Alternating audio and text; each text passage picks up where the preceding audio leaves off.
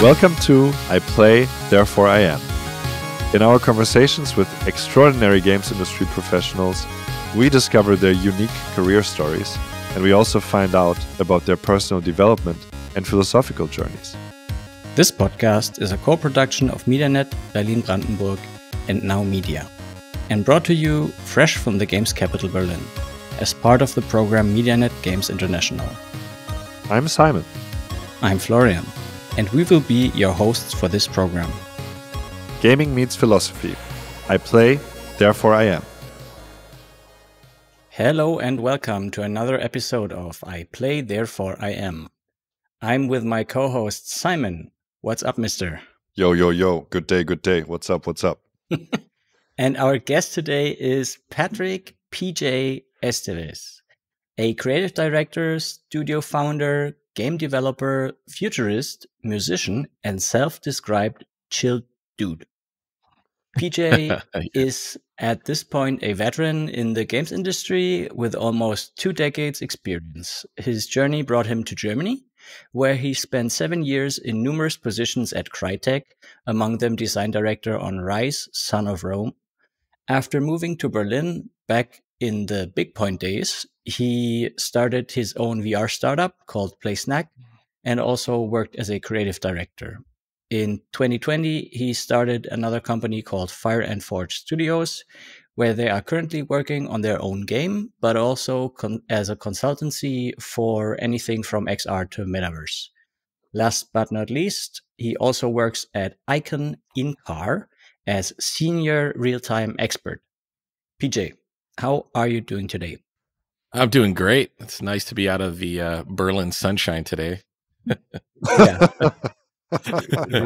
really had to get to the shade today. Yeah, it was tough. This was sarcasm. It is fall. The weather has been disgusting for days. Yes. Just, warning, sarcasm. For starters, you are an expert and international in Berlin. Can you tell us a little bit about your background, like where you are from initially and how you came to Germany? Oh yeah, I mean that's like this might take up the whole 2 hours. It's gonna be like Homer's Odyssey, you know. There was a Cyclops, and no. So I actually come from the island of Guam in the Pacific, so a lot further than just the United States. Where I was born there, but I grew up traveling around a lot. So my dad worked for various jobs for Department of Defense and stuff like that. So kind of I guess grew up a bit of a military brat. So traveling is normal to me. So I, think as an American, one of the percentages that have had a passport pretty much my whole life. I just grew up kind of all over the place, traveling around a lot. And we kind of settled down in the Seattle area. So, outside of Seattle, like across the Puget Sound and Port Orchard. So, went to high school in Washington State, started college there. But yeah, it was definitely kind of growing up during the Seattle grunge like heyday. Music was kind of like my first love because, I thought like, okay, chicks like dudes who play guitar. Like, so. Good thinking, I think. Yeah. I think it's it still stands today, right? But yeah, I kind of like, funny enough, got into games first, just building Duke Nukem levels. Some of my friends in school would do, and yeah, that was kind of like my first intro to like, oh, this is how you actually make a game. But back That's a then, good intro. Yeah. I mean, we're talking about probably 1996 or something like that, right? 97. And which back Duke then, Nukem was this? The first one, Duke Nukem 3D. Yeah, sick. Yeah, and it was super crazy, right? Because like the technology didn't seem to scale up. Because back then you could have a multiplayer game, and if like somebody pulled a switch, you could collapse the whole level, and like do all this crazy stuff, like over a dial-up modems. So now that we have super fast internet, it's kind of weird that we, like you would think we'd be able to do more with physics and kind of craziness, but it's not the case, I guess, in multiplayer. but yeah, like long story short, moved down with my band actually to San Diego. So the first plan was to be a rock star. Solid.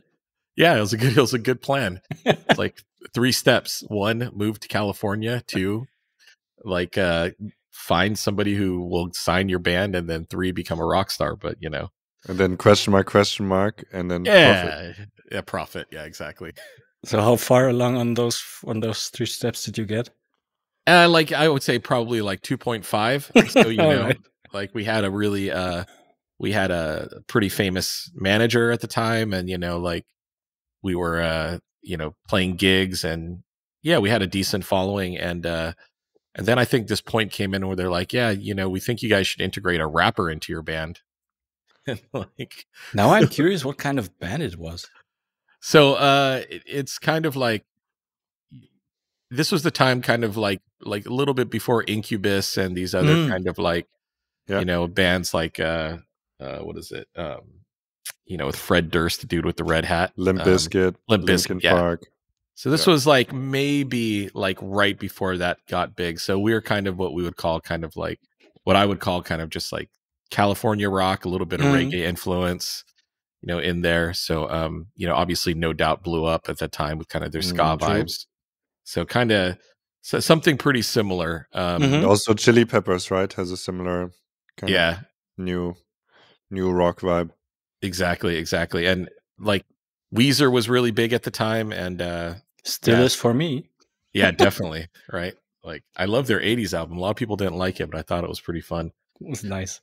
Yeah. So and it was in California. Know what the band was called? Yeah, the Wide Band, WIDEBAND. So the Wide Band. Yeah. So just to give you guys a sense of when this was, right? So this was like pre-YouTube.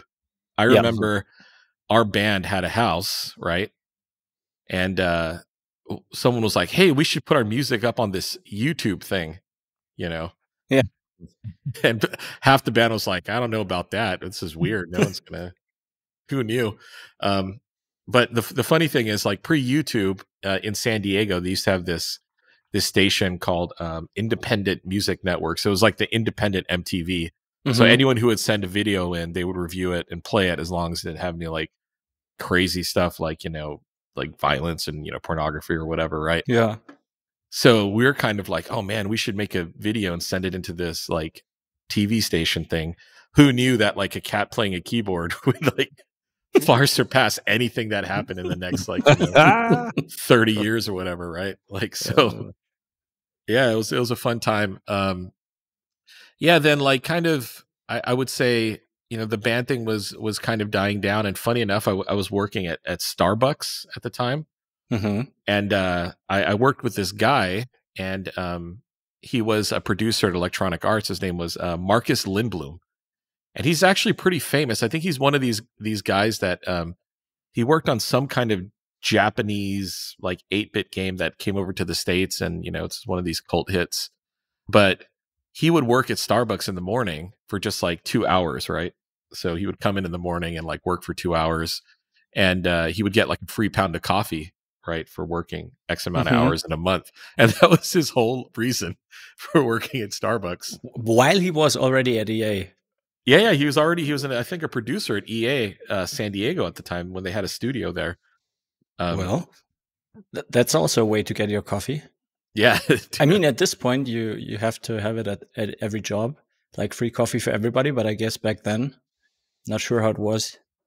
At EA at that time, probably more drugs. You never know, man. I wasn't sure if I should go there, but I saw a documentary about that stuff, like EA early days, which were, I don't know, even before then, were like kind of wild. Interesting. I think if you go in the early days of like most of these big studios, they're usually like cocaine fueled in some way, shape, or form. Yeah. I think you can go into the early days of any endeavor. Yeah. This podcast started out as a complete cocaine show. Complete bender. Yeah. It's like, man, I don't know what those guys really, had the energy in the early days. Yeah. They worked 14 hours a day. How? Children, don't do drugs. We are doing this podcast on state money. Please, There you go. I'm not sure if we need to declare stuff like that, but Yes. we are joking here. Yeah. All right. This was not Moving on. we were not in, Colombia. But anyways, yeah. Coffee, maybe, Coffee, That's yeah. sanctioned. Yeah. Coffee. So the funny thing is, Marcus would, we would just, have time to kind of chat.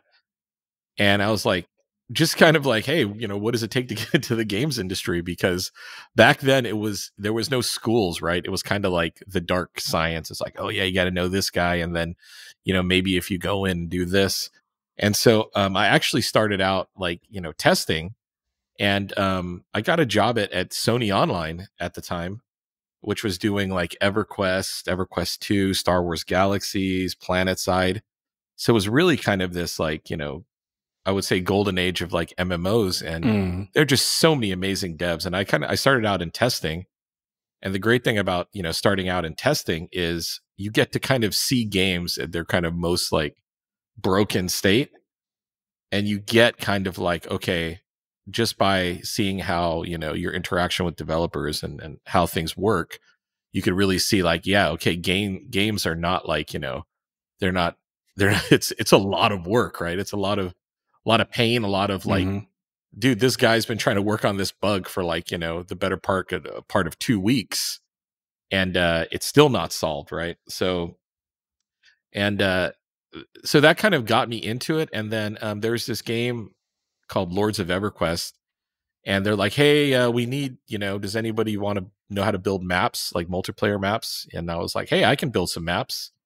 And so me and one of my buddies, Kevmo at the time, and Kevmo was awesome. He just won the like Frozen Throne expansion for Warcraft 3, I think.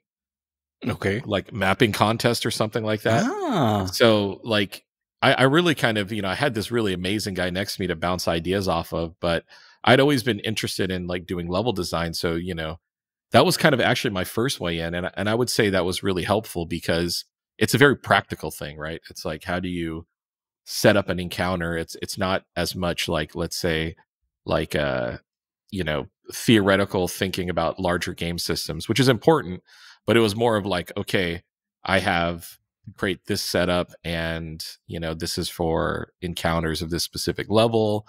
How do I make this fun? So there's a lot of sitting in front of something and trying to figure out how to really build stuff, I guess. So, and this was like early 2000s, or yeah, let me think. So my daughter was born the day that Star Wars Galaxies launched. So that was like 2003. Yeah, something like that. I find it like insane. Like, we are always saying that games is such a young medium compared to others, but then still it's been a good while since games have been around. And then hearing that at that point in time at companies like that, there's still like this, hey guys, can anybody like build some multiplayer levels? It's like how streamlined everything is now, and like the way a job description is spelled out, like these are the things, you can study them, you can like the industry has evolved so much, and it's like, I guess, getting harder and harder to be like just to learn anything by picking it up randomly. Well, yeah, I think that's one of the kind of benefits of, let's say, starting out in QA, right? So the one thing I don't knock is like people who start out in testing, because you kind of have to like figure out quickly, like, okay, these are the things like keeping the mechanic from, or the system from working, right? So you have to be able to read design documentation and understand it. You have to be able to communicate and not be a jerk, right? Like, you can get really passive aggressive sometimes when filing a bug. It's like, whenever the user does this thing, this always happens. This issue has been here for 73 days, and it's stopping the game from being fun, right? That's a bad bug. Why? That's always the best passive aggressive. Why? Yeah. Why is this still? or like, somebody like closes a bug and it's by design, and then you reopen it because it's like, this can't be by design. This is the design, so there's a lot. Anyways, like you through all that, you kind of learn how to be part of a team, I guess. Right. And if developers see you as somebody like, okay, this guy really gives a crap, and then those opportunities, tend to come your way. And also, you have to invest in time into it, right? Yeah. So like the one thing that, in the early days, it was kind of like, okay, you can be great at your job, but if, you don't go home and like build stuff or try to like learn how to 3D model or animate or something to be, useful in a production, like getting a design job, especially back in, the early days, was like, almost like an impossibility. Mm. People would always say stuff like, yeah, this is not we don't need ideas people, right? Which is true. The part where you actually get to be creative is a lot more nuanced when you're in like, design or creative direction. Yeah. So, that was always kind of my advice when, in the early days when people are like, how do I get into games? It's like, learn a practical skill, right? Like learn how to program, learn how to do 3D art, learn how to animate, learn how to level design. And then like, through those different channels, obviously if you're doing more of the visual stuff, you can become more of like a, an art lead. And level design and design kind of, go back and forth. And, like, but to your point now, it's like now you have different types of level designers, right? Yep. Oh, this guy is like, the mission guy. This guy is like the actual layout guy. This is the, art one. And this is the designer who is more technical and works with the level designers and implementing the mechanics. So it's a lot more, obviously the size of teams and the budgets are huge. So it had to become that way. But even back in the MMO days, we still had huge teams, right? So we were figuring a lot of that out. And I would also say like making an MMO, like when you're kind of new to the games industry, it was like working on 10 games, right? Yeah. Because the scale of the problems were so much more big than trying to make like a, single player story based, kind of game. Yeah. So many different systems and things that work together. Oh yeah. I mean, like, Ralph Koster, who I still think is one of the most, amazing designers to live on the planet. Like, I mean, Star Wars Galaxies, a lot of people forget like how much of a, masterpiece that game was as far as like being like an online community. And, obviously all precursors to World of Warcraft, like the 800-pound gorilla that crushed everything. Yeah. But yeah, it was a good time to get started. Yeah. And then, after Sony Online, the idea was to move up to, Washington State where like our family was and stuff like that. Cause by then, it was my wife and, my daughter, and San Diego is just, it was insanely expensive to try to, let's say, really kick off a life there. So started looking around and eventually ended up at Microsoft, also kind of like in an interesting time. I mean, I think Forza was just starting out. So I got to do some stuff with the Jade Empire and kind of see what made BioWare tick. And I thought that was kind of like a real awakening. It's like, okay, this is how the best guys function, right? And yeah, that was also back then, and this is in like the first Xbox days. Like every time you would turn on your console, and I like hopefully I remember this right, like BioWare would be able to kind of gather data on how you were behaving in the game, right? So, Yeah. and it was like super early days of analytics, of like games and stuff like that. And I remember talking to some people and they're like, oh yeah, no, BioWare's like QA department it's like, as kind of like important to the organization as every other department. And they're the ones that are kind of like the keepers of the data, where they're not trying to basically like make any big decisions about the game. They're just like, oh yeah, this is broken. This doesn't work. And, here's the data that you guys do what you want with it, but here it is. Right.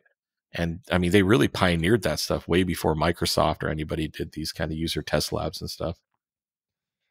Is there anything else that you remember that made BioWare tick? Because I immediately perked up when you said Jade Empire, because I was a huge Star Wars Knights of the Old Republic fan. And I thought that was so good and such an amazing gaming experience story-wise.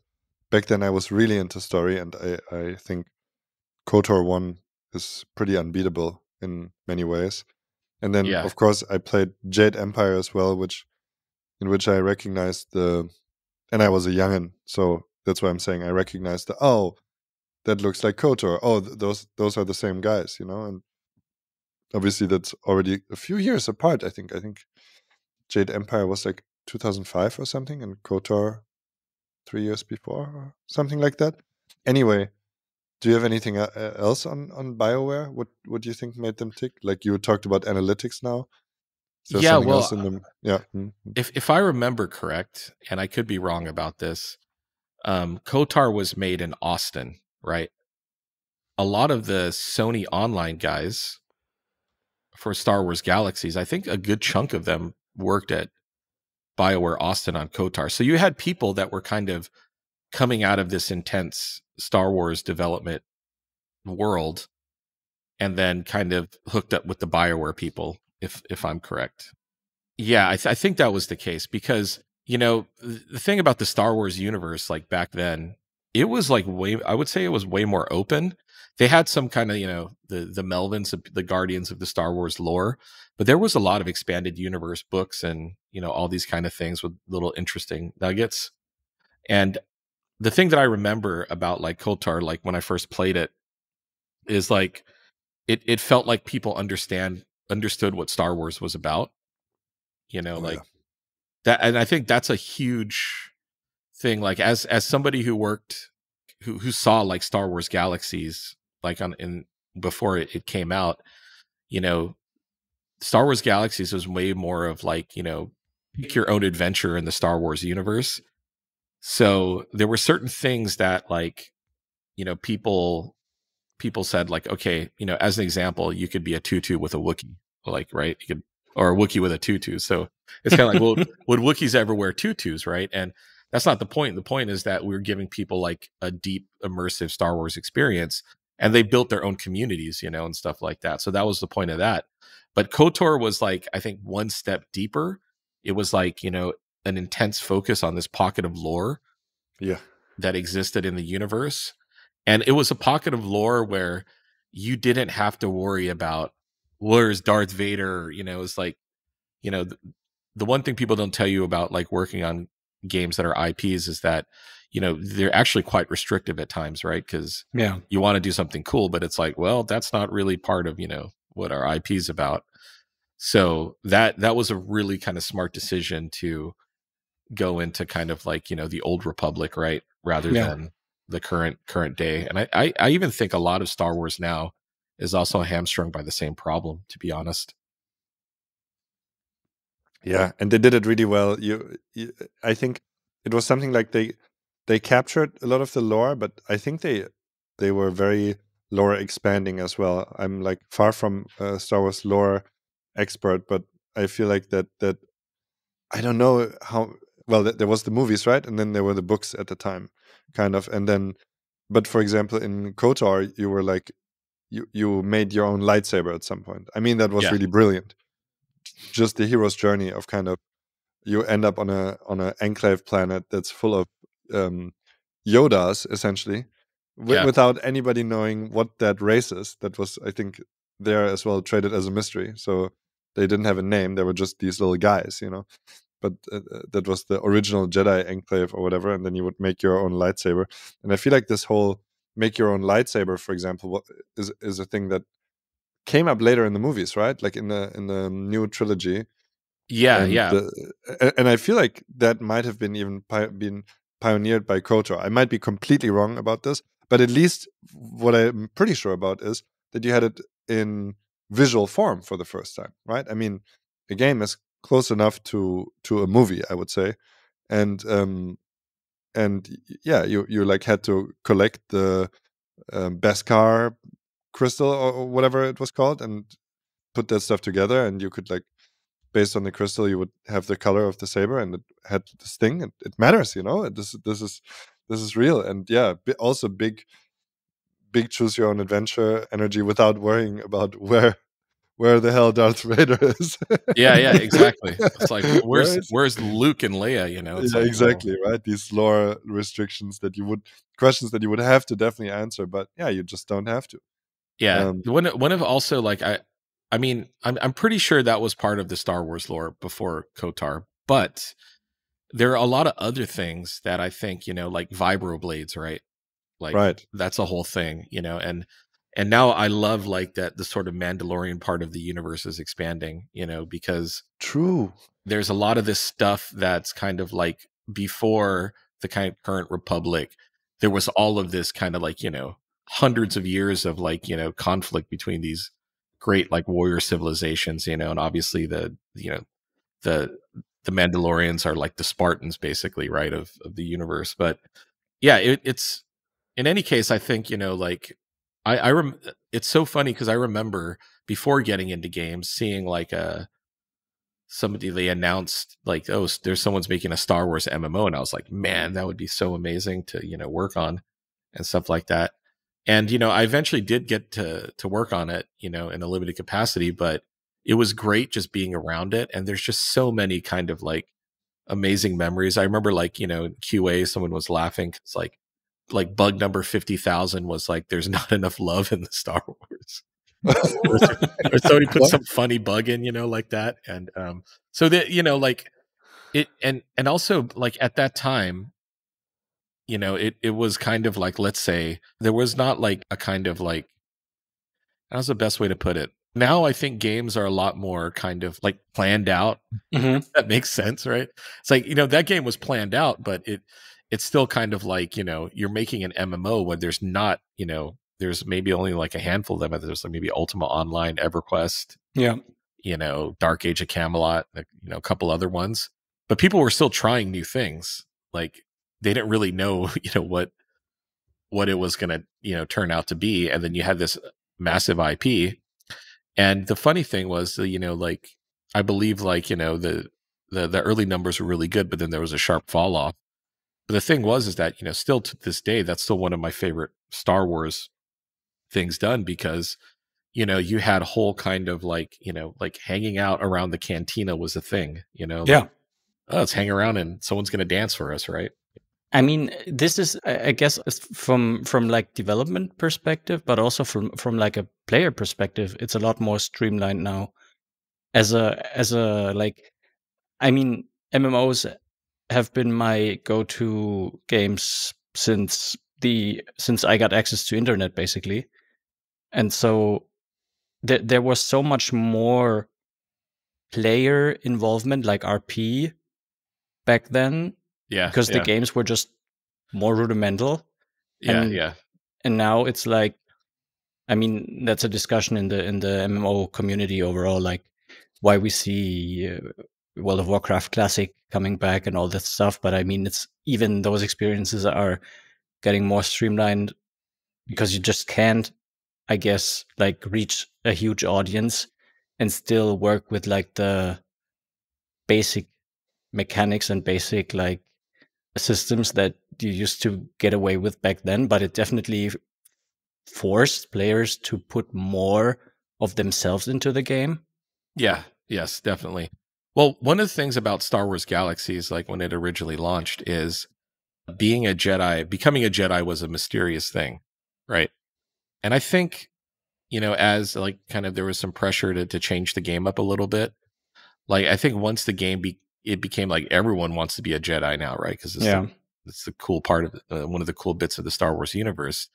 Then there were less people that did the role playing stuff because it was just like, oh, I'm gonna, like that. I always, even back in the early days, gamers always have this min max kind of mindset, especially if you're playing any kind of RPG. You're just like this natural tendency, I think, for us humans to go like, how do I just become so powerful, right? Yeah. And like, so like as soon as like, well, now you can become a Jedi. Here's how. Here's the blueprint. Then all of a sudden it's like everyone's like, hey, why is there anyone like? Where's the community? All like everyone's trying to be a Jedi now. And but if you ever have a chance, you should look up what happened to the first Jedi in Star Wars Galaxies. It's truly kind of like a forgotten, momentous occasion. Like I believe like basically the first Jedi, a bunch of bounty hunters had this kind of like secret enclave where as soon as the first Jedi was discovered, like or they popped up, they would go and basically all attack him at once, right? Wow. So I think that's what happened. I believe if memory serves me correct, Yeah. like the person that was the first Jedi was just like, whoa, look at me, I'm a Jedi, and And like he was mugged. and it was like, yeah, just mugged like pretty soon thereafter. And like maybe it was this time or another time, but then I think the lightsaber was for sale on eBay or something like that back in the day. Yeah. Like something, Wow. there's some funny thing about it that I remember, like people like, hey, did you hear what happened to the first Jedi? It's like, no, it's like, yeah, it's like, apparently, and that's what I kind of also love about like online games and online communities is it's as a developer, it makes your life more difficult, obviously, because us humans are very like unpredictable. The one thing you can always count on is they're going to create chaos in your game in some way, shape, or form. Yeah, they're going to figure out how to break it or do something, and that was kind of like when you get the game out there and you see what people are doing, it's as a developer, it's like, wow, they care enough to actually try to circumvent the rules to get ahead. And I mean, and I assume it was also like a big pain in the ass as well. oh, definitely. I mean, first of all, I remember like being so mad coming from, I might have told this on the podcast before, so listeners, I'm sorry if that came up. But when I used to play Ultima Online, and then when World of Warcraft came out, everybody in the friend group was obviously like, "Oh crap, man, this is it. This is the thing like we will play."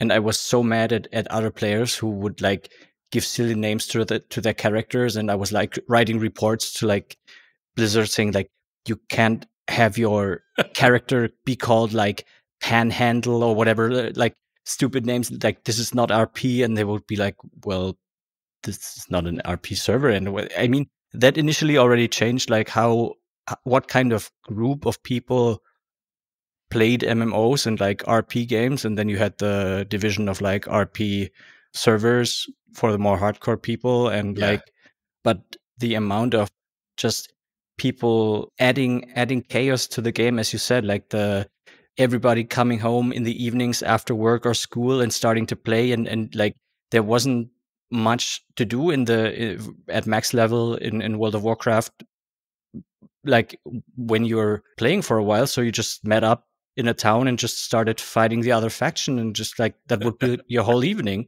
Yeah, exactly. And then they disallowed it because it used to crash the servers. But I mean, it was the most fun thing to do. Yeah. But yeah. Well, I mean, if like you spoke about UO, right? So that was like, a learning experience, right? It's like talk about like this kind of like onboarding. Like the onboarding in that game was like the internet is a dangerous place, right? That was the onboarding. Trust no one. Lock up everything after we leave it.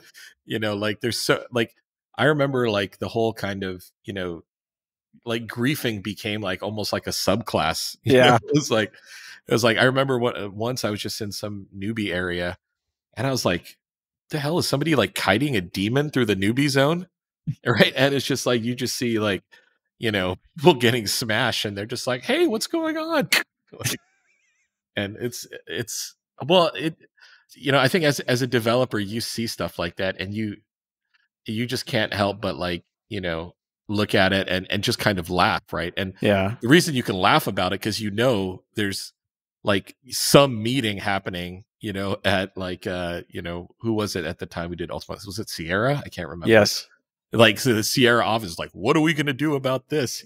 Like because it's always funny when it happens to somebody else's game. When it happens to your game, it's not very funny, right? But yeah, it's definitely a trip. And also like there's all these shenanigans that happen in MMOs that we can't really talk about because it's a government type of thing. But like whenever you put a group of people who are deeply involved in a universe and they start getting attracted to each other, it's just like all right, like if if there's a dark corner in a zone, just stay away because you're not going to like what you hear like near there. It's like I don't know if it's like Ixars and dwarves are exactly compatible, but whatever, right? Like,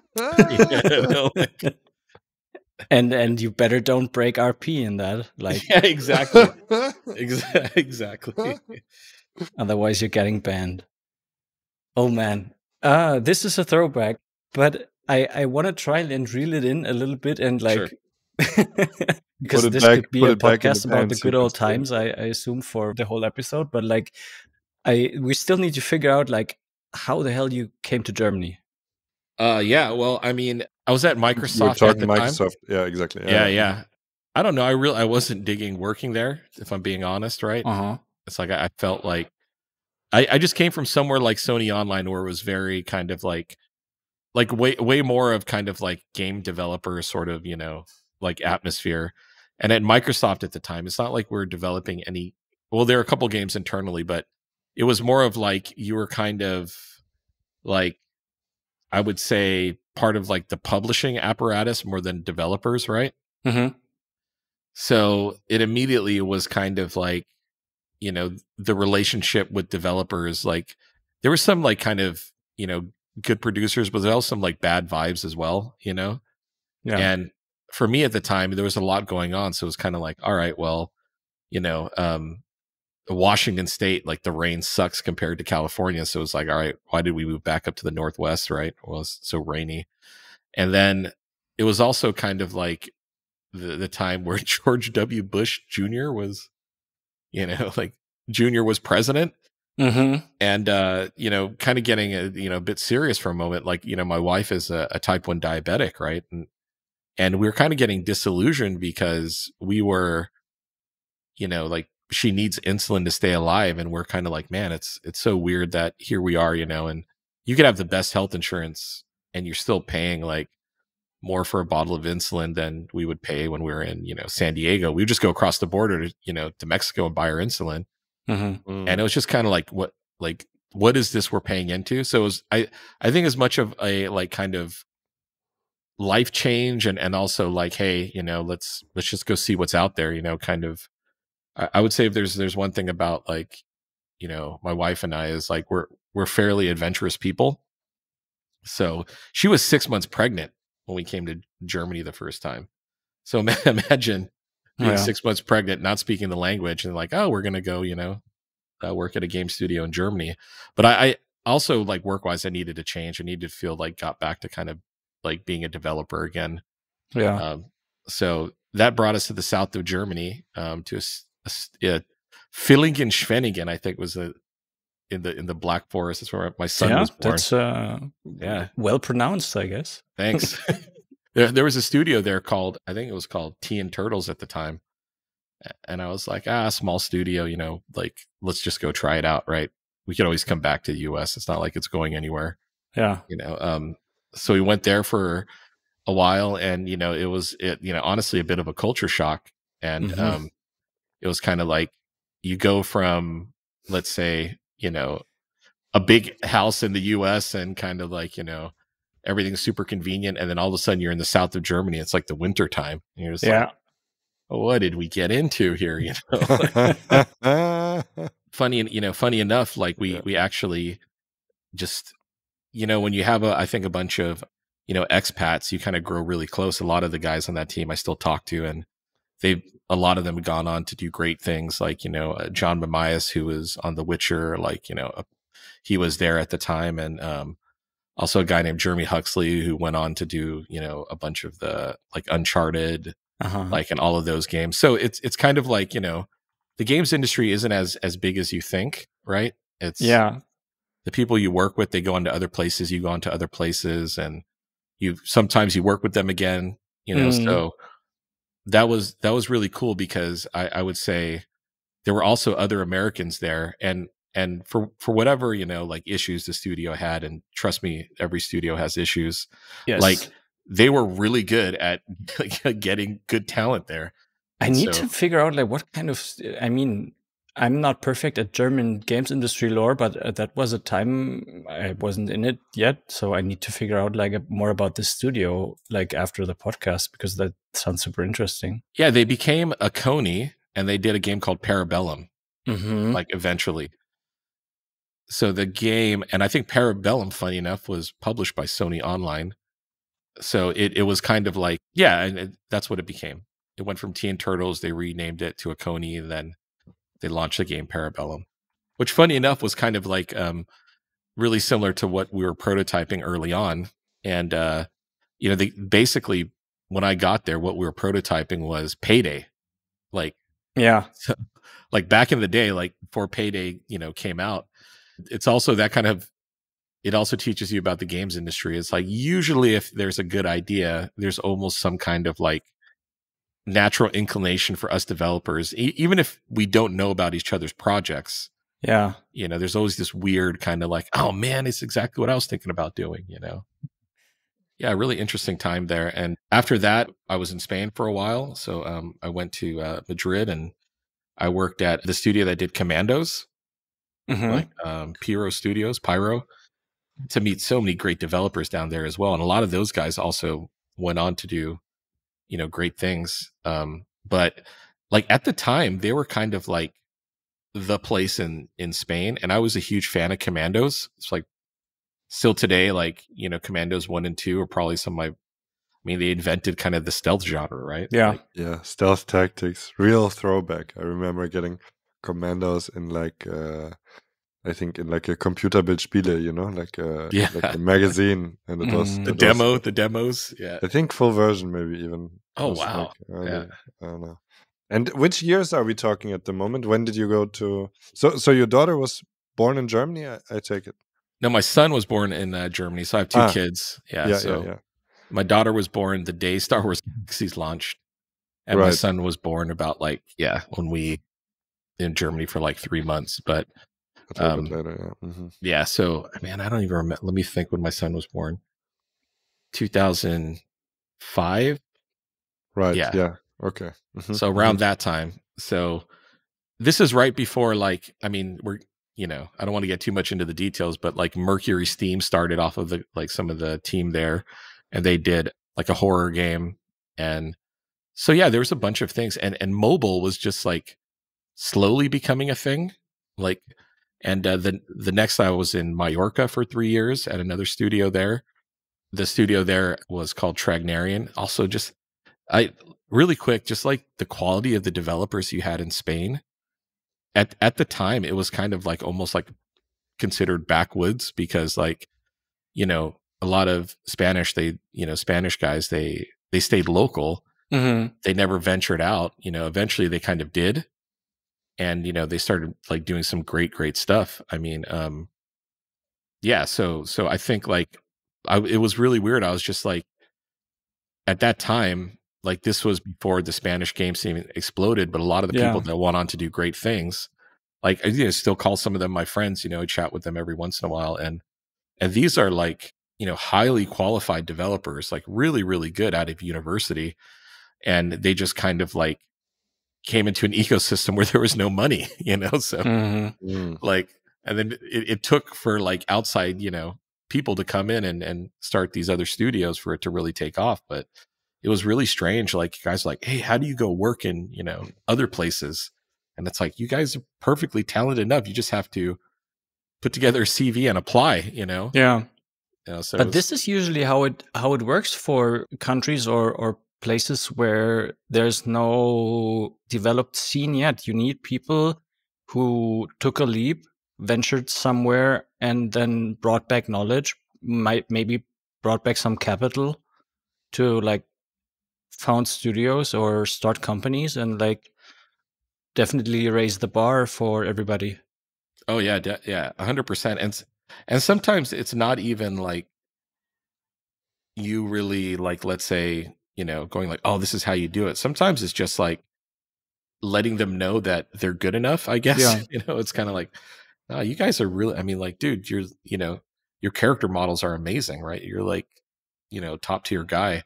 So I think just there was a lot of that happening. Some of the guys that were there, they, went on to great things at Ninja Theory and even Cyberpunk, and these were kind of young game designers that, barely spoke any English, but, now I talk to them. It's like, my God, like you guys have like leveled up way past my ability to speak a foreign language. Like it's like you are now a functioning, like your English is just about as good as mine.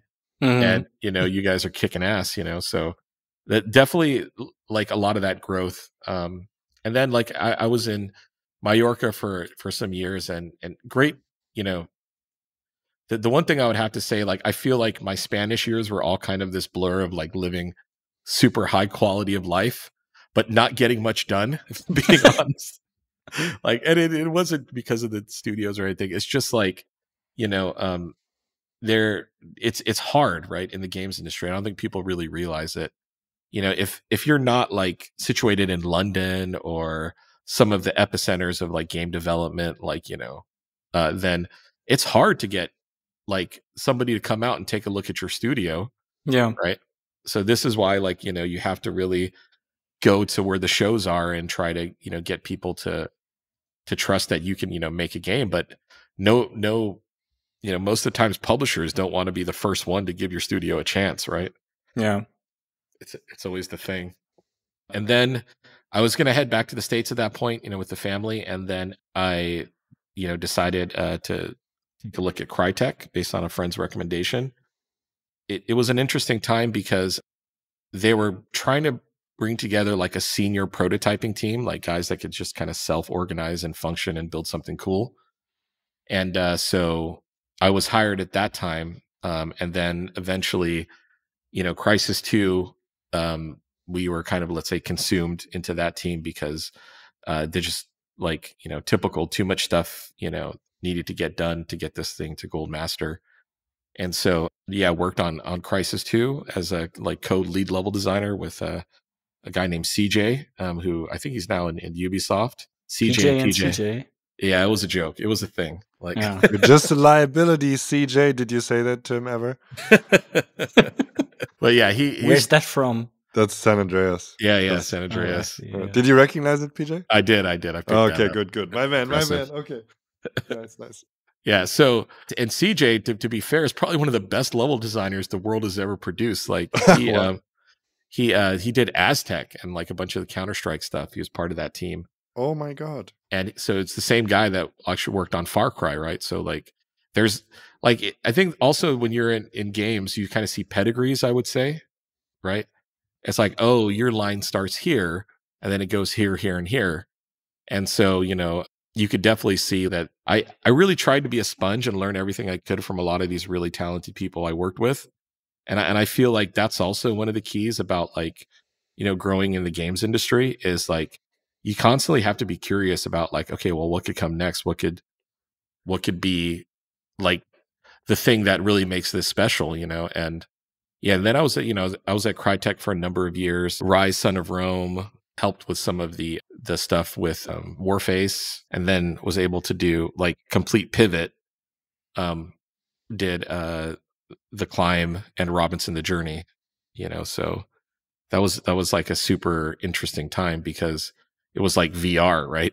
Like it's like at the time I was kind of like, I don't know if I believe in this VR shenanigans, right? And then back then, I think the Oculus, this was before like the Rift headset, and they had this really cool thing where all developers could just post their demos and you could just download it and play it. And it just became this kind of like hub of creativity. And I remember putting on the headset and I downloaded this thing called Ashes. And I don't even remember who made it, but it was just kind of like you put on the VR headset and then they told you the story about the origin of the universe, but you were actually experiencing it, right? I remember thinking like, holy crap, this VR stuff is really amazing, you know? Like it was a completely new paradigm. And yeah, shortly thereafter, I was asked along with the executive producer, Elijah, to put together a small team and start looking into VR and put something together. And we started out actually with Robinson the Journey. And then part of those mechanics became the climb, right? Just like a subset of the climbing mechanics. But yeah, I mean, we had a super amazing team. Like one of the guys on the team is actually a rock climber.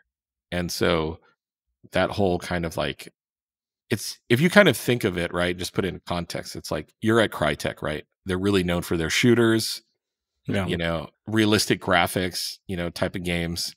And then you kind of got a pitch. You're like, hey, I got an idea. We're going to make a game with no shooting. Nice like, idea. Like what, you know?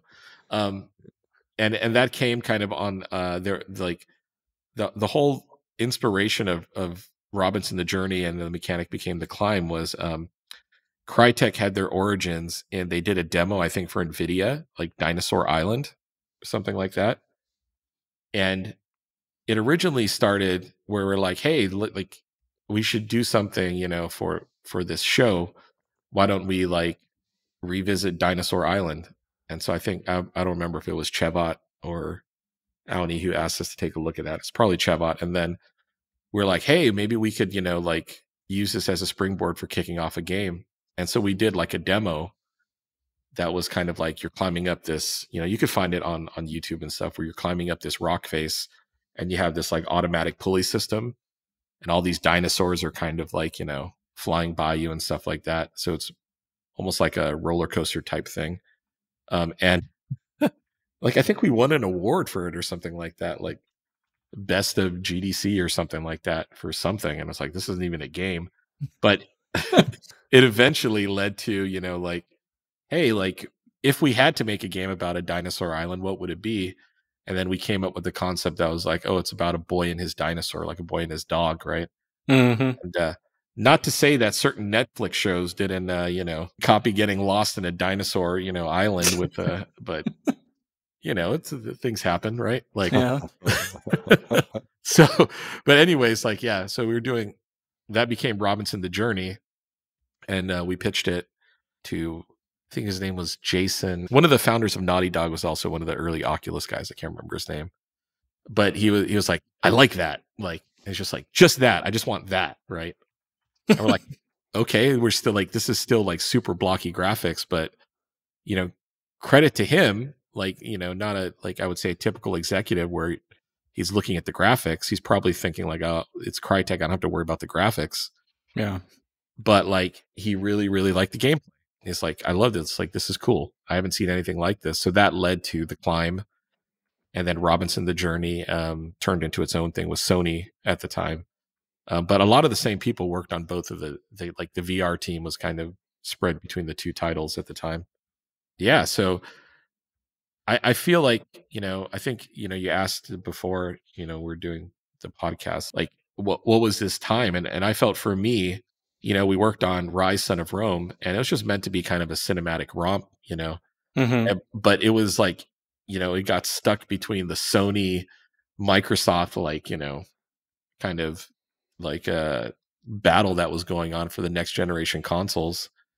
And, you know, I truly believe like, okay, this was supposed to turn into like, you know, like we can do a lot more with where the game's supposed to go.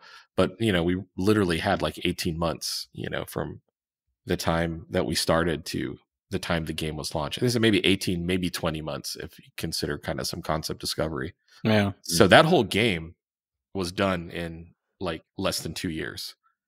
Holy crap. And yeah. And if you look at it now, I mean, you could see like the attention to detail and the, you know, the quality of the art and also, you know, the combat system was a lot more difficult in production, but it was kind of nerfed because it was seen, you know, as being too difficult. But, you know, it was still kind of like, you know, 20 months trying to, you know, build something. And, you know, the launch title thing, it's a real thing, right? It's like when you align with the publishers, like, okay, here, like, what are your top priorities? Give us your top 3. And, you know, number 1 is date, right? It's like the date does not move, right? You know, number 2 was this thing they called cinematic storytelling, right? And then I think gameplay was like a 3 or maybe even a 4, right? I think like number 3 might have been like visceral, you know, or something like that. And so very high level concepts, but if you kind of you know, see what we pulled off in 20 months, I would say, you know, we pulled it off by the skin of our teeth, and it was extremely interesting. And by the way, like we had Rise running on the Xbox One like console at E3 that year, and like we were one of the few games that was actually running on the console. Yeah.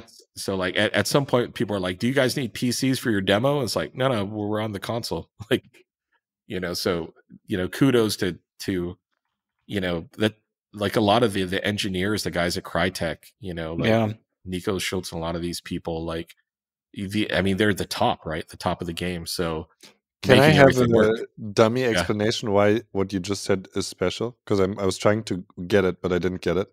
Why was it Like, special? I mean, a AAA game, done in the time, and then going from something like the CryEngine, and then having to work on a console that's kind of 2 PC generations behind, Yeah. right? Okay. It's like trying to fit a fire hose like through like a straw or something, right? Okay. Yeah. We had so to that's an invent. impressive engineering feat, right? Oh, definitely. Optimization. Yeah. Yeah. Okay, got it. Optimization.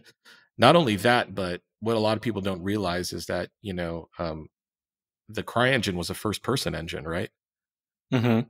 So now imagine on top of that, you add the tech debt of having to make it work for third person.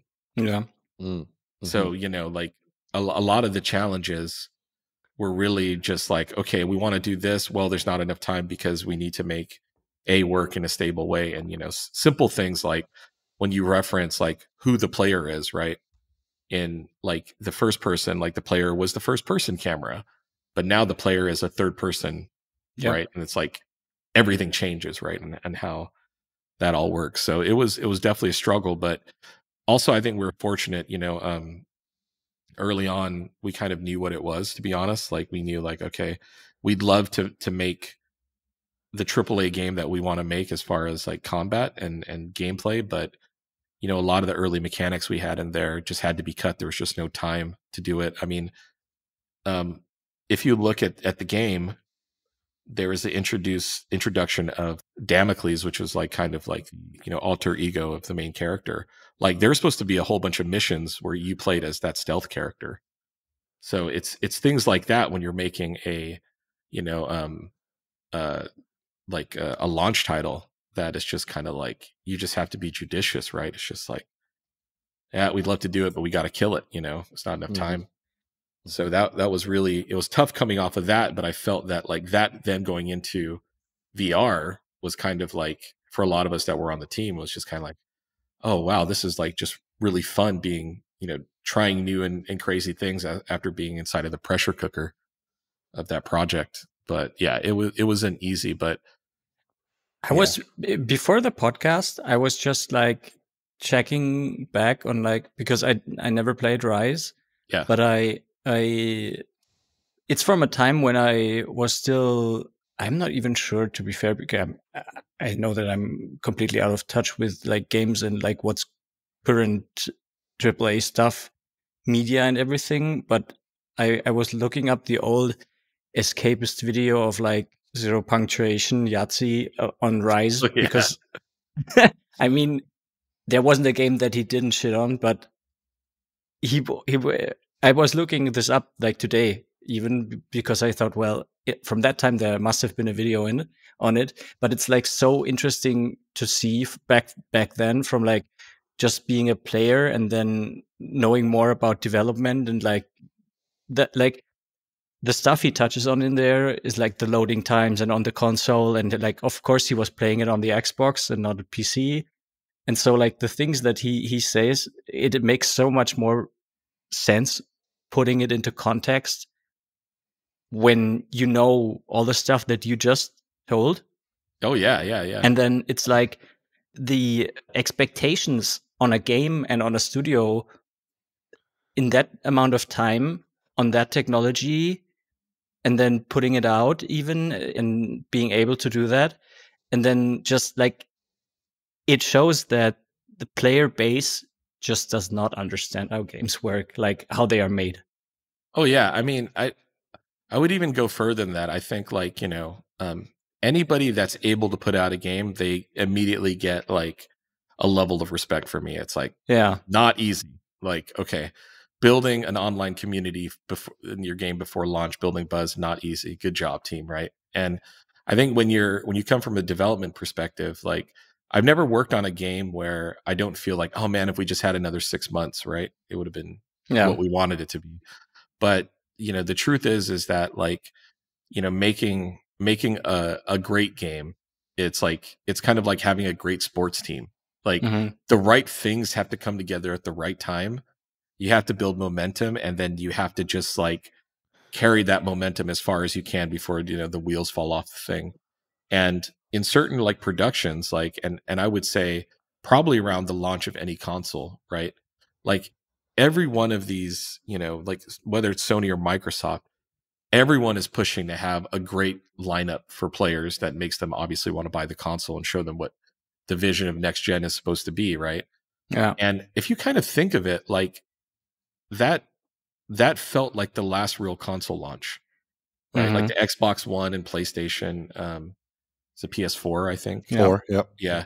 Like the PS5 and the new Xbox, it was kind of almost like it's slightly bumped up in quality, and it was more of like a long transition to this stuff. And I think there was just this kind of like, this like, I don't know, this natural tendency in as a developer is you kind of learn like, yeah, well, we can't really do it like we did it before because streaming games is probably more important that we have a solid lineup of classics plus a couple of new titles. But yeah, I mean, it was like pretty intense. I mean, like this is kind of I would say like I've talked to a few developers and people explain it a different way, but like I feel like there are kind of like black holes in my memory, and that's why I'm not good with dates of past stuff. It's because like you get so into making the game, and if you really love and care about it, like you get into it, and all of a sudden, kind of like it went from spring and it's like winter again. It's like, well, what did I do those months in that year? It's like driving your car home. Yeah, on autopilot. And sometimes, like sometimes you feel like, yeah, I think I went into a room, and then like I came out and it was like a different year, And for me, Rise was definitely kind of, and we had to ramp up a team. So there's like all of these things, and like we were all gearing towards like working on a second iteration. We already started like concept discovery and pre-production. So the fact that like, it couldn't get worked out and didn't happen was definitely a bummer for a lot of us on it, because I don't want to say that we were like, okay, we're going to make a second one. We're going to have a chance to fix a lot of the things that we didn't get a chance to do. But that's the truth of it, right? It's like, you kind of got to go, all right, let's take out these features for the next game. And to make that date, like some of these meetings where you have to cut things, right? They're contentious, man. It's like, you're like debating like who, like, imagine you're in a scenario where someone's like, all right, we only have enough food to feed 2 billion people, this year. Like who's going to get the food? And all of a sudden it's like trolley problem. Yeah. Yeah. Your darlings at a very probably emotional, contentious layer, because, all ideas have been birthed by somebody somehow at some point. And by the way, you're not when you're a launch title, you're not necessarily the only person at that table, right? Yeah. It's like you've got, the Microsoft people, the Crytek people, then you got the tech team, all this kind of stuff. So yeah, there's definitely, more at play than why can't these guys just make a good game, and I would say you reach a certain point and you're kind of like, all right, the reality is these are the features we have to land to the best quality that we can. And there is no changing the date. There's no renegotiating the contract. It just needs to get done. And that's almost like it could do two things. One is it could really deflate you, or it can just kind of like energize you to get it done. And I feel with Rise, it was kind of like we had a point where like, this is hard. But then, the team rose to the occasion, pulled it together, and what I look now is like, actually, it's interesting. If you look at Steam, right? Like, which I would say is a way more harsh critic than game critics, all these years later, like people understood what Rise was supposed to be, right? Dude, I saw this like in my mind that this was so weird. How all the critics were giving it like 6-ish or like around 5 even. I know. And on Steam is like a 9 out of 10. Yeah, and bro, there are games that get 70 that you can't even finish. Like, because of bugs, right? So okay. So I have 2 questions. So sure. Maybe because so obviously lots of story, very enjoyable. It's one of those podcasts where just recording the podcast is like listening to one, because you have such a good story and it's just there. And thank you for that. It's really nice. Springing back into action as an interviewer. Yes, yeah. I had a feeling that in my research, I was like, interesting. Rise was kind of like a flop, ? And now you're talking about it a lot, and I can feel your a bit of your emotion under it, and it's like, yeah, that wasn't great, right? Like you put a lot in there. You highlighted now a lot of things that were very important, like quick turnaround, optimized for the console, like a lot of like great achievements. It is, well, and it had this strange reception, so obviously there's a bit of a redemption arc here that's needed maybe. And so that's my first question, which is, if you say now people are getting what it was supposed to be, maybe you could explain that, and maybe after that we could finish how you got to Berlin. Yeah. I'll get there eventually. So what was it supposed to be? Well, I mean, the thing was, it was just supposed to be this like kind of like what did I call it before? Like it was like this cinematic kind of story, right? I mean, it was kind of like we're there to tell a story, have a solid, we knew we'd probably come, the game was tested before, we knew we'd probably come in at a rough, whatever, 6 to 7 hours, but we said, all right, like the least we could do is we can make it like really set up the combat or the stuff with these kind of like, cinematics, because that was the big thing, right? Like people forget, like, okay, if you look at the quality of the storytelling, especially like, the characters and the artwork, that's obviously what the attention was put onto, right? And so like it was never meant to be an Assassin's Creed, right? Like it was never meant to be a 20+ hour game. It's just there wasn't enough time, and and to also just to kind of like double back to what I said, it's like it was just supposed to be a launch title where you could come in like, okay, I just spent like whatever $500 on this console, play this game and go, yeah, that's wow, next gen is about these kind of like next level graphics and gameplay. It could have been better, but I definitely think they'll fix it in like the second game, right? So that whole cinematic storytelling thing, I mean, a lot of people don't know this, but we had like 15 performance captured like characters, right? If you look at the quality of like Nero and like there's a lot of kind of like underlying effort and achievement that went into telling a competent story, and especially one like we hired a movie director like early on to kind of help us frame what the game would be. And I think if you look at like once again the kind of like line of games, right, I feel like Rise and The Order were kind of sort of going for the same thing, right? And then God of War comes out and it's like that vision but realized, right, with really really good gameplay. And I think like it's hard to separate out Rise from that arc of games that exists now in that AAA, in AAA games. We like people like the camera work, that was done, that when I played God of War the first time as an example, I was like, that's what they did. They just made the gameplay 180 degrees rather than worry about the camera behind the player. That was smart, right? And so it's those kind of things where you see like, okay, its place in history. And of course it was, reviewed negatively, but I do think when you talk about the redemption arc, it's like, yeah, but to me, actually, when I look at Steam, I don't care if somebody paid $6 for the game or, 60, like people generally think that it was, worth their time more than just like the money part, right?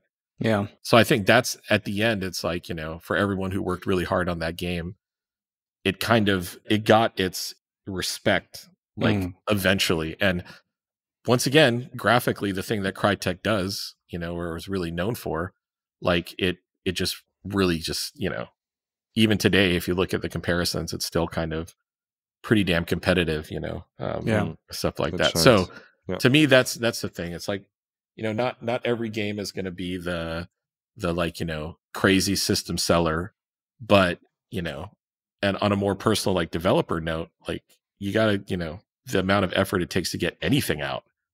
And, just think of like when you're working with, publishers as kind of like, there's like 75 editorial boards, right? Yeah. And it's like, okay, hey, we're doing this. I don't know if I'd do that. That's a little like, okay, we're going to do this. I don't know about that, So you're kind of navigating these waters as you're trying to make something that you're just kind of like, well, people are going to like this anyways. We're going to do it, right? So it definitely had some, like that. I feel now looking back, it was like that at the time was really, I felt bad, obviously, for the team, like working on it. But now I feel like, yeah, like, and a lot of the people that worked on that game went on to bigger projects and brought a lot of what we did there into other things. Fantastic.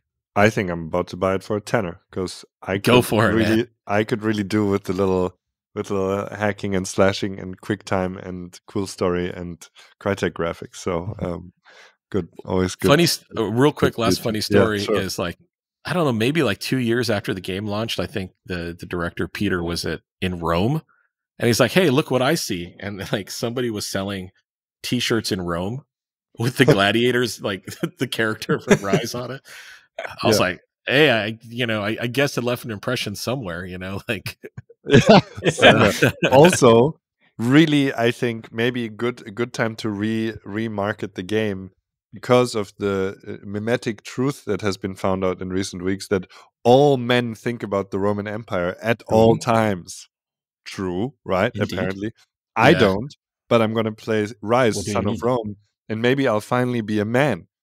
So because I have some Roman Empire to think about. Well, and to anybody who hears this, right? We know it's not historically correct. Let's just get like, so many people are like, yeah, this is not history. You have dramatized a piece of media? No, PJ. Yeah. It's funny because like, you talk about you do not realize like when you're doing research for a Roman game, so much Roman stuff has been done. Like, of a time period, it's like you had Rome, the TV show, you had all these old like Roman movies. It's just like so much stuff. And so when we set out to do it, we're like, all right, like at the end of this, we have to have our own vision of Rome, right? And and when it came down to it, it's kind of like, of course, historical Rome is enough, right? Yeah. But when you're making a video game, it's like we're not here to recreate, what it was like in the Roman Empire. That's for like, games like Europa Universalis or like, like Rome Total War kind of stuff, right? That's where you get your historical accuracy. But for us, it was more of like, let's just like, tell a crazy story, like and get some whoopies with tutus in there. Exactly, because this games, the escapists. We need some, barbarians and like scantily clad things. Indeed. Yeah. Good stuff though. Yeah. Well, thank you for this. And how did it go after that? And what brought you to Berlin in the end? Well, I mean, the VR thing was, after doing like The Climb and Robinson the Journey, I was just still kind of like, man, like I want to keep doing this VR stuff. But, the trouble was that, to be perfectly honest, like, even though the VR things we did at Crytek were some of the best, kind of, performing VR titles, there just wasn't a huge market, right? So for a studio of Crytek size, you just have to be smart and go, okay, well, we kind of got to go where it's at. And, which, it's great because like, stuff like Hunt was made and those guys did an amazing job. So, I do think like, okay, I want to keep doing this VR stuff because I think being a creator and someone who is just kind of like, looking for quote unquote the next kind of like what's like my next thing that I want to do? How can we be challenged and stuff? In VR, it's, especially those early days, it was kind of like walking isn't even like the same, right? It's like, it's like, all right, if I'm making a third person game, this is usually how you walk, but completely new rules, completely new like rule book on design. And we kicked off, Play Snack, and then in Berlin, and that was kind of like how that whole like arc kind of ended. But between that, we definitely wanted to change as well. So I'd been at Crytek for like 7 years already, 8 years, something like that. And so short stint, like, at Big Point, because I was really like interested in the game. Like they're working on Game of Thrones, and I was like, I love Game of Thrones. I want to get into that universe. But then there was just kind of like it didn't really work out because I think, the studio was acquired by another Chinese company, and it was just kind of went a little bit weird. But it just so happened that around that time, the past people, like guys I'd worked with at Crytek, were like, hey, let's start something, so that led to that studio and coming to Berlin because, I think Berlin more than any other place has like really the most potential for like, a big homegrown studio doing really cool stuff. And I don't know how, like 7 years later, there's a lot of great studios here now. So I think our idea of coming to Berlin was the right one. Definitely. Mm-hmm. What are your specific thoughts on that? Why do you think Berlin is such a fertile soil? Well, I think kind of like, it has this perfect balance of like creativity and technology. So you have people that there's constantly a conversation about tech, no matter what kind of tech it is, fintech or, something. And it's kind of like seeding ideas. And there's a sort of like, level of technical understanding in the city that tends to be a little bit higher. Also, creativity wise, I don't, personally, I think that in Europe right now, this is the kind of city where it's all coming together, right? Art, fashion, like music, obviously the stuff that the guys do at Babelsberg, Studio Babelsberg, and like Berlin's been in a lot of things lately because of a lot of, these decisions. Like, so there's certainly this hub feel to it. And also kind of like, as an artist, you need inspiration, know, and you're not going to get that like, being out in the middle of nowhere or something like that. It's hard to come by. Yeah, no shade on Villingen-Schwenningen though. No. Sorry. I did no. VS. I know this has gone completely off the rails because we are like we did the whole experience. I wasn't aware, to be really, really honest, about everything that came before your time in Germany. So I didn't know that we would go like so deep. Yeah. But that made it even better, I guess. I think this was a record question. I think like we've never done like an episode where answering one question took an hour and 20. How did you get to Berlin? Yeah. 2 hours later. And here we are. But it's very great. It's one of my favorite ways of doing it. Also, this is a bit out of game, but I could do a bit longer if we want to I saw. dive deeper on some other topics. So we can keep chatting. Yeah, we can. I just wanted to say like, so now we are basically in current times. We have caught up and are in basically 2023. So we've learned that you are like on the creative side and on the technical side. So VR, although you didn't like believe it in the beginning, was like something that really caught you and you wanted to stay in it and do more with it. And so now you also are in automotive. Oh, yeah. And I think this connects perfectly well. We also had another guest who has a games background and is in automotive before, but like, why do you think I'm right about this conclusion that this connects very well? Well, I mean, the logical one right now is a lot of, automakers are using game engines in their vehicles, right? Yeah. So Unreal and Unity, they have whole kind of like teams like helping OEMs. And, one of the things that, Icon InCard does is, they're just like one of the most awesome automotive kind of like interior design experience kind of people. And I was really intrigued with, okay, like, you know, when two universes clash, usually there's just really interesting stuff happening, you know? Mm-hmm. And what I could say is that, like, you know, when you get into automotive, and especially working with a lot of designers, like, it's really cool to see the approach to problems that from your game developer mindset, you have like a different kind of way of looking at a problem.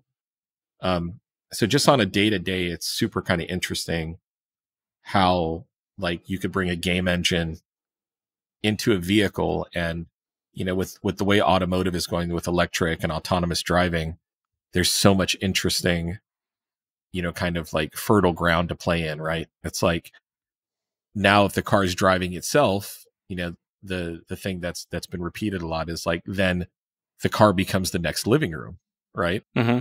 And if you think of like a car conceptually, it's probably the most, like, it has the most sensors, like, of anything produced, maybe like besides planes or whatever, right? But Mm-hmm. you know, there's a sensor for everything. And, like, you know, as a developer, you kind of look at it, it's like, wow, those are new maybe data points, right? Is there new, you know, the guys at HoloRide are doing really cool stuff, you know, this company that does like the VR headsets and in vehicles and stuff like that. Mm-hmm. And I just felt like, okay, you know, as someone who is, like, you know, a lover of cars and that kind of stuff, it's like, how does my skill set apply to this sort of industry? And what I can say is that, you know, the lines are starting to blur, right? It doesn't really matter if it's automotive or industrial design or whatever. Like, you know, people use Unreal Engine because they want to try to get, you know, render quality graphics, but with more interactivity. And once the kind of, let's say, interactivity, like, that door is opened, it's hard to close, right? Because Yeah. now you're thinking like, wow, like, what if a steering wheel could be more haptic, right? You know, and there's a bunch of super cool things that you know, I've seen since I've been doing automotive stuff that are bridging these two worlds together, and also, you know, in a very real way, like, you know, the gaming generation are owning cars now, right? Like, Yeah. Yeah, that's real. it's a real, you know, and even if they maybe not own a car, they might have, you know, like, miles, or not miles anymore, maybe, but, you know, some kind of, like, you know, Car ride sharing, car Yeah. sharing thing. And if you're, like, you know, on a long kind of ride, why couldn't you play a multiplayer game with people? You know, what can the car help that? Can it create like a, like, super fast mesh network that allows, you know, cars in your vicinity to play games against each other? There's all these really interesting dynamics that are happening. And, like, what I could say is that, you know, really also, there's just a practical aspect too. So one of the things that's been cool at Icon is, you know, like, helping build the real time team there, and also kind of figuring out, like, okay, how does this apply to the automotive industry? So, as an example, like, if you're, you know, an animator, we don't force you to animate in the Unreal Engine because that's just wacky, right? You Yeah. animate in, you know, Maya, or, you know, Motion Builder, whatever, right? And in automotive, they're kind of trying to figure out, like, okay, well, what are the parts that we use game engines for versus what do we keep from our old kind of, like, you know, more like 2D approach. Mm-hmm. And it's creating a lot of just really interesting things. Like, you know, look at the new Volvo, what they're doing, some of the new Chinese electric cars, they're just like Yeah. full on Unity. It's like, wait, like, so, like, you literally could have a native app running where you could have a third person action game running in the car and all, you know, it's like, it's kind of a crazy time to, you know, be doing this stuff. I mean, also, Icon helped on, like, you know, Project D and a few of these other kind of things, you know. So, like, this augmented reality BMW car at CES, you know, it's kind of like, you know, and there's other people also. So I'm, you know, I'm seeing more and more people from the games industry on the other side of, like, Zoom calls when we're interfacing with, you know, different OEMs. And you can kind of be like, okay, how are you using the Unreal Engine? Oh, we're using it this way. cool. Now we know how to integrate our work into yours. Yeah. So it's really, nice seeing it come together. And also, I mean, dude, look at the cool collab that happened between the, Pokemon and Mini. Yeah. I think it was like, who who would not want Pokemon skin in their Mini? Yeah, it it's was just this like, year at Gamescom as yeah, well. Very big.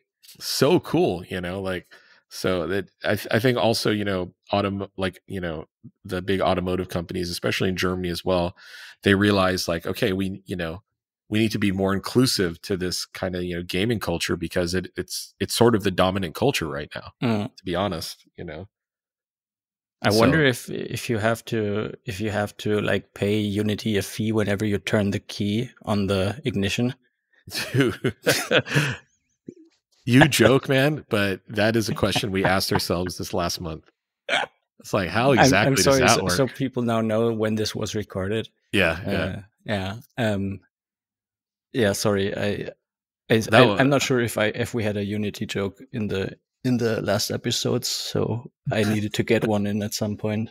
but talk about like creating like a backlash, and like, Yeah. and I remember thinking, on top of like thinking to myself, I was like, that can't be legal, right? Like, like how do you all of a sudden just be like, oh, hey, by the way, for all of your, like old stuff you developed too, you're gonna have to give us Yeah. it's like, dude, not even yeah, that it was a brazen move. Like, they tried, and I think they kind of figured out like it was a Yeah. bad idea, and now you're seeing the fallout. Yeah. But to me also, that's just there's certain, it's just like they're not really connected to like developers, right? And It seems to have been this for way for a few years now. it's very true, yeah. I mean, I'm not that close to like the development side of things, but whenever I see some of the decisions, or whenever I hear people talk about it, it seems that this has been going on for a while. Also, I know a few of the very early Unity people who chose to leave over the last very short years, like last 2-3 years. So I think that says a lot about Yeah, the company. a lot of the people, and of course this is just, from my group of people that I've talked to, is they feel like there's a lot of promised features that aren't followed through on, Yeah. or kind of half done, and support for the things that really matter to them just like hasn't been coming through, right? So, as somebody who started their career before there was like, when every studio had its own game engine, Yep. right?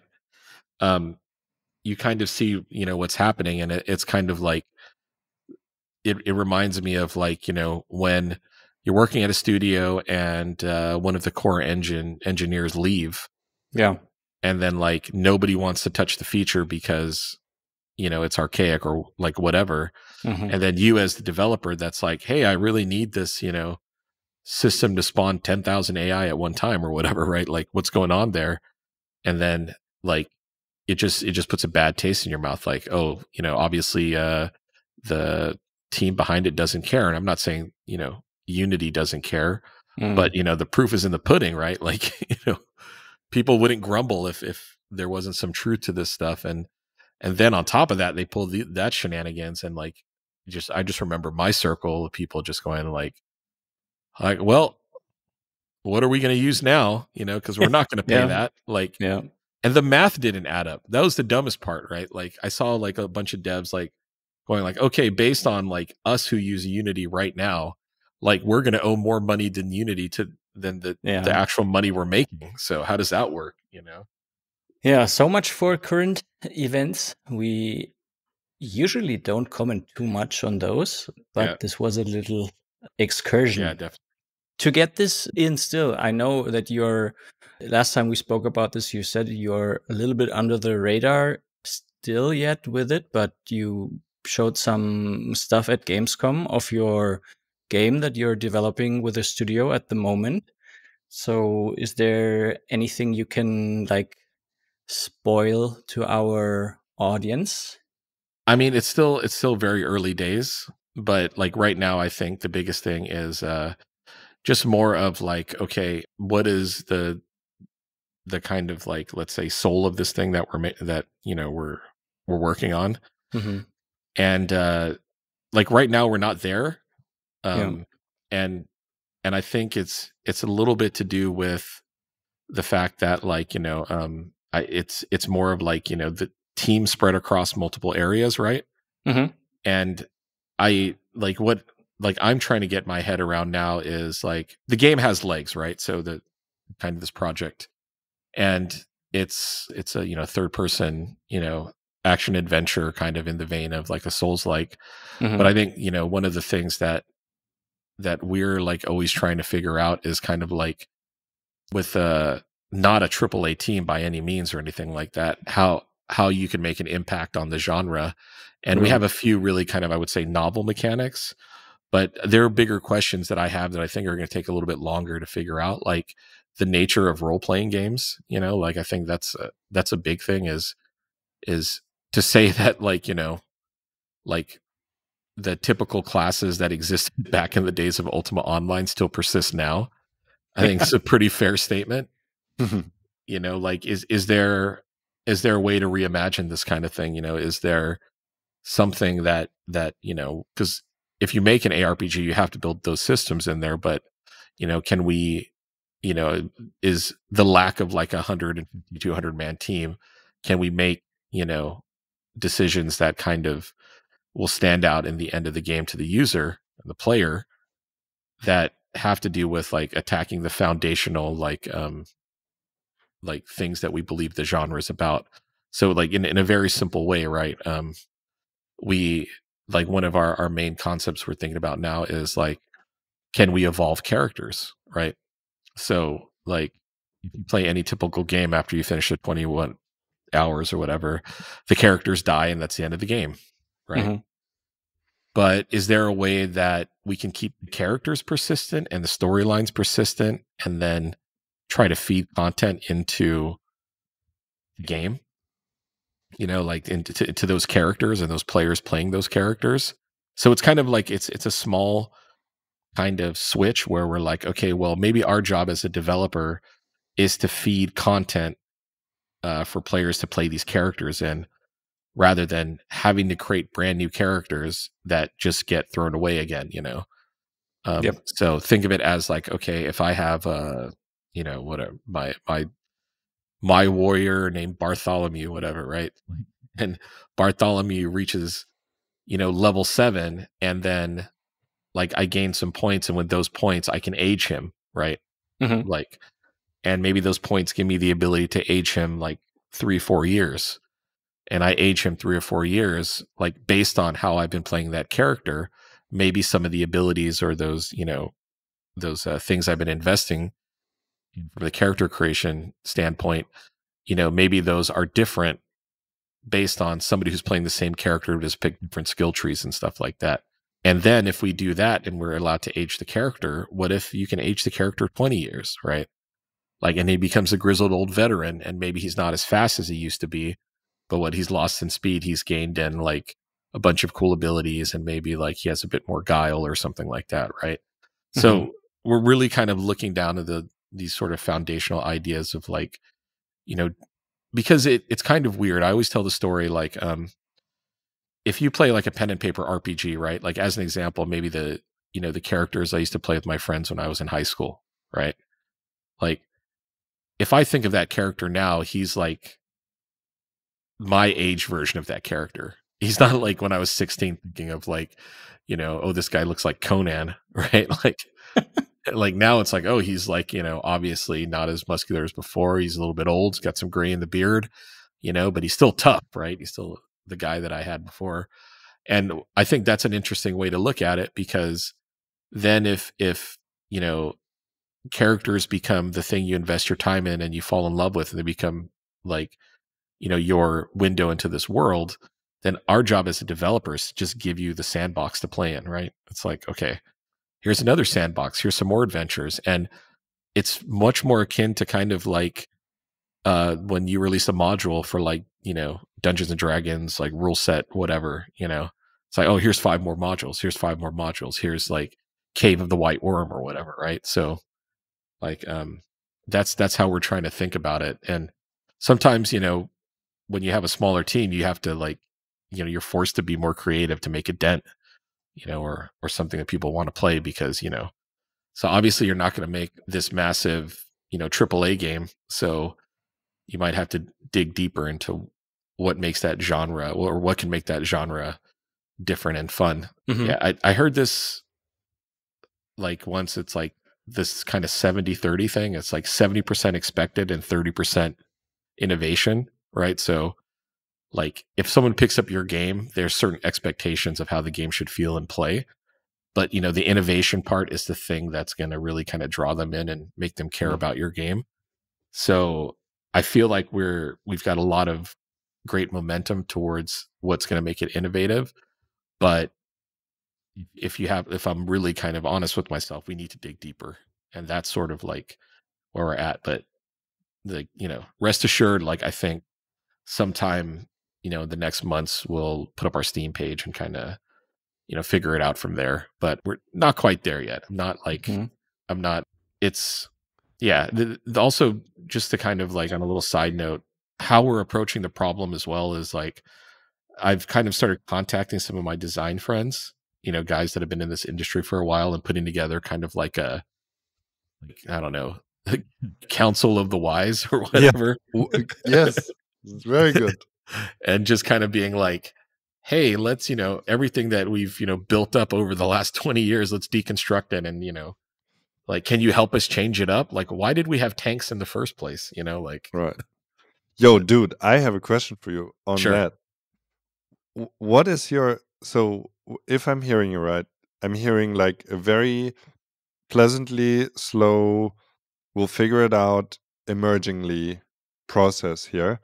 Somewhere earlier in the episode, I was gonna make a comment that I didn't get to about kind of it seems like you like emergence, kind of the put a few boundaries together so that there is a room to play in, and you can't play in infinite. You can't like there's no play somewhere where there aren't any boundaries, but they're pretty loose, and then you can see what emerges by like waiting or fiddling around or whatever. As long as, assuming that I'm right about that assumption, it's something that I like as well. So what's your creative process like? If you seem to be gunning for quite the serious innovation here, and obviously, as we've heard throughout your story, you have a great track record for innovation. See or compare from Crytek Game Without Shooting, which is like serious innovation. Definitely.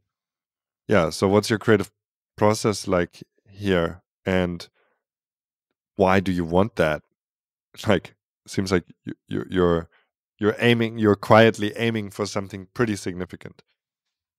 Yeah, I think part of the motivating, thing about like the creative process for me is, let's say, giving things time to breathe, right?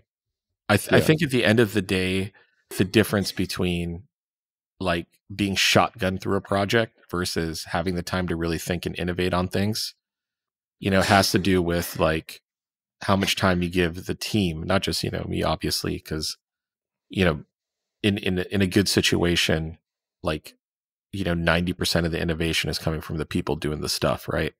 Yeah. So it's kind of like you do something, you build it, you play it, you give it time to like sink in, and then you kind of like start asking like, okay, is this like achieving this kind of high level goal we set for ourselves, right? So a really good example, of kind of like, the project, it's like, okay, in our game, there are no dynamic lights except this orb that follows you around. Like literally there's no lights in the whole game. We have these torches that if you run your orb by, they light up and light up the area for a short time, right? So that mechanic came out of like months of trying to figure out like, how do we make a better flashlight that's more fun, like, and more high stakes, So that was the initial kind of direction. It's like, it's fun to be in a dark place and have a flashlight, right? And look around corners. But like, that's kind of something like we can play other games and feel that out, but are there really like high stakes in it? Most of the time it's no. Most of the time it's kind of like there's this almost shade of purple, and something's coming, but we literally kind of went out of our way to develop, this kind of like we crush the blacks. Like what your light doesn't shine into the world, if you turn up your gamma, it's not gonna really do anything. Yeah, it's just like it's Wow. literally that's what I mean. Like taking time to sit on that concept and go like, well, no, like there are no dynamic lights. What if we just remove them all, right? Yeah. And then you And try it. so what does it do in your experience when you really, because you're a designer, obviously, when you really hone into a detail, what like that, like why, there's a question kind of why would you even do that? I get it, but for fun you can still answer it. What happens when you hone in on a detail like that? Like why is it important that you got the blacks right like that? Because a lot of when you're crafting a game is the sort of like the lens that you're looking through, right? So as an example, with you could go and play Rise and you can see this, right? We had this idea that when you go from normal navigation to combat, the camera should never cut, right? It's like it should be this long continuous, like, and developing a system that made that like the player not notice that, but made the game feel really cinematic, like came out of that like this idea that early on we're like, how do we make this feel as close to a Kurosawa like movie, or something like this other movie, Children of Man. And that same motivation obviously is there in God of War too. God of War, you saw that, right? Like how it makes a difference, So I think when the lens is like, okay, why are we doing this? Well, we're doing this so that when we go from a story moment into a combat moment, the player feels like we've set the scene, and that they don't feel like there's a disconnect between what just happened and what's gonna happen. And in Rise, we're successful, semi-successful. Sometimes we had to do hard cuts, which is impossible. But it was still a motivation, because the idea was like, okay, if we want to make a cinematic game, then we have to give ourselves some like we have to achieve something that makes it feel cinematic. And with the game we're working on right now, the idea is like, well, like, are you really afraid of the dark in video games? That was the. It's like, are you really afraid of the dark? Because me personally, the answer is like, you play Dead Space once or twice, you're not, you're not like Silent Hill. All right, like but at some point, if you haven't played Amnesia like me, then there are also reasons for that. Yeah, I mean, and that whole kind of thing also is that it's a co-op multiplayer game, so it's like, well, two lights are better than one. So every like that. What I'm trying to say is that lens about the light and the way it lights the world, it affects the decisions you make on how you perceive your game. And different studios call, okay, these are the design pillars, but I really like the terminology lenses, right? Because like, all right, when we're looking at the game right now, we want to make the character animations beautiful and feel like a ballet, right? The lens we're looking at the game now is like, is it fluid? Is it like a ballet? If not, then what do we have to do to fix it, right? So that's and really good, it's, and there's not just one, there's multiple ones, right? But like for now, for the game, the new project, it's like we had to figure out like, okay, like we tried, we're like, okay, can we make it so that this light, like when it casts in this certain area, then the fall off is a lot more subtle, and we can kind of light to hint to the player that, okay, this is what's coming. And the solution was actually more of like, no, we're going to crush the blacks. But now we allow you to send your orb out into the world like a drone so you can look around. But that's like way more cool than just having a flashlight and, looking around the world. And there's different trade-offs, but it's those kind of things that really players really kind of, it really resonates with. I mean, the last this one game done by Sam and the guys over at the guys that did Max Payne, the game with like the brutalist architecture, right? The one thing that I immediately noticed is like, man, when like the destruction in this thing is absolutely useful, and we've seen destruction in games tons of times, right? Like it's not a new thing. Oh, you mean Control? Yeah, Control. Yeah, exactly. Right. Sorry, I forgot the name, but when you play Control, you're like, wow, like, yeah, the story and all that kind of stuff is super cool, and the tone. But like once you get to breaking things and smashing them, yeah, you're just like, that's the thing, right? That's their 30% they killed. Yeah. This is good. I like this kind of focus on a thing. I think, as far as I understand creativity, this kind of obsessiveness about a thing that can be quite arbitrary.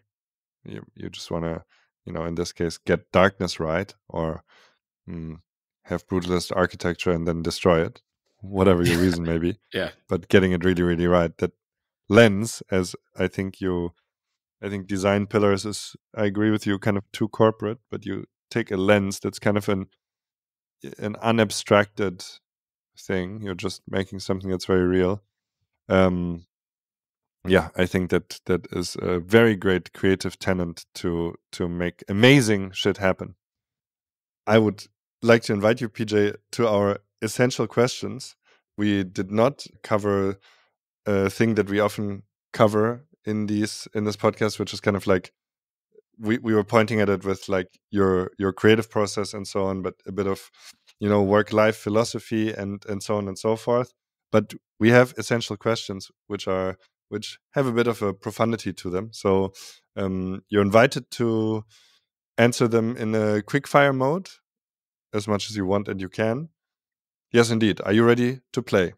I'm ready. The first, Let's go for it. Very simple and unassuming question, as always, is: what is the purpose of your being? Yeah. So, quick answer off the top of my head is right now. I think my wife and I, we're in this season of changing to give back more to the world and do more humanitarian focused, efforts through art, whether it's games, music, this kind of stuff. So yeah, right now I think that's our purpose. Yeah. Amazing. What inspires you? I really love a good underdog story. My man.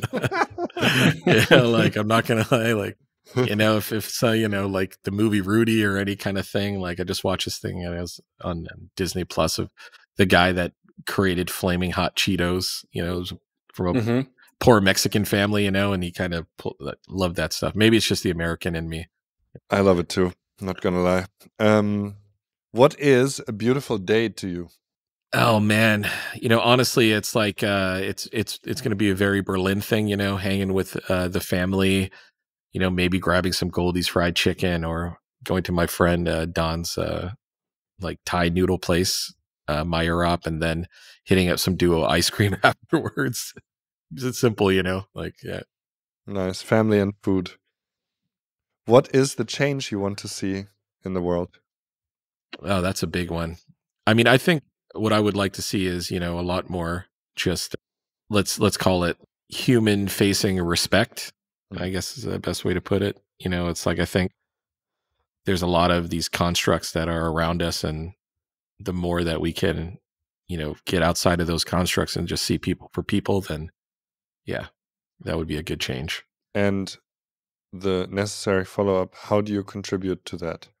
Well, I think it goes back to what I was saying, the purpose, like, definitely being a creative, there's always going to be creative things we're doing. How can we turn those creative things into something that can, lift people up from poverty, or a number of things, like can a video game fund an orphanage, stuff like that. So I think that's our plan. We're moving towards that. If you would start a new save game in your life right now, what occupation would your new character have?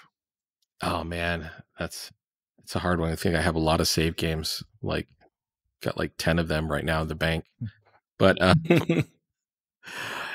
think, maybe giving music a go again. Started out in music, but it's kind of like maybe resurrecting an old save game from an old, save card from PlayStation 1 days or something. Nice. Yeah. The rockstar class. Hey, bring it back. It's never too late. It's never too late. No. Do you have books that you often recommend or you like to give to people? Top 3? Ooh, okay. So definitely A Theory of Fun by Ralph Koster. Yeah, I think that's a great book for anybody who is a game maker or just wants to understand game making. There's a book called Save the Cat, and it's actually, I think, it's about screenwriting, but there's like so much more and kind of like how to bring people along a journey and have all these high stake moments. These are all creative stuff. And then the last one would actually be, there's this book called, I can never remember the name. It's actually by U.S. pastor Rick Warren, and it's called like Living a Something Life, The Purpose-Driven Life? Purpose-Driven Life, that's it, yeah. That's a really good one.